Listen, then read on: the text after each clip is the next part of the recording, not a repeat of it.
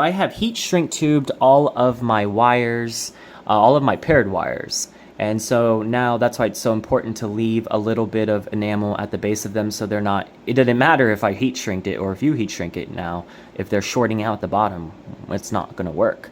So we have two wires here, that's my first channel, flip the donut. I have 2 wires here, that's the negative and positive for the second channel. And this is a 2-channel generator. So what you guys can actually do is use your continuity setting, and I'm gonna set it up just like this so you guys can see. But you know, just how we found our paired wires.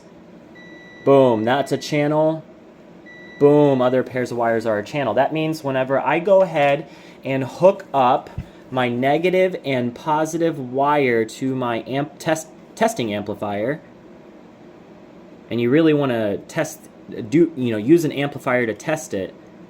Okay, so that's my negative and that's my positive. So when I kick on 40 hertz, I hold the magnet here and I amplify it, and I'm going to be able to feel the 44 or 40 hertz per pulsed minute right here. Now, so that's my negative, and this is my positive wire. I've now found my negative and positive wire. I'm going to go ahead and take the other lead for the other channel and put it on my positive, and I'm going to take the other lead and put it on my negative. And if it doubles in strength on the magnet, perfect. That's what you want. That means these 2 wires are negative and they're going to be twisted together, and these 2 wires are my positive leads, which are going to be soldered apart on the smaller prongs on the stereo jack.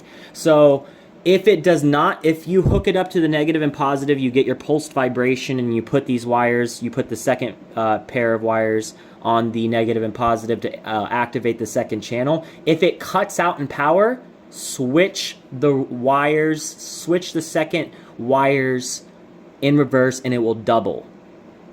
And this is a very, very, very, very, very, very, very, very important part, because that's how you find double strength. It's called the double strength test.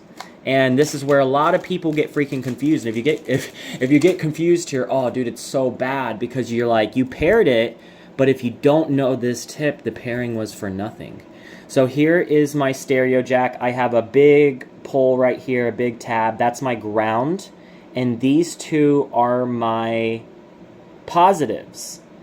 And if you are using different style connectors, let's say you're using 4 different colored wire connections, male and female, to your amplifier, then it's a different kind of hookup.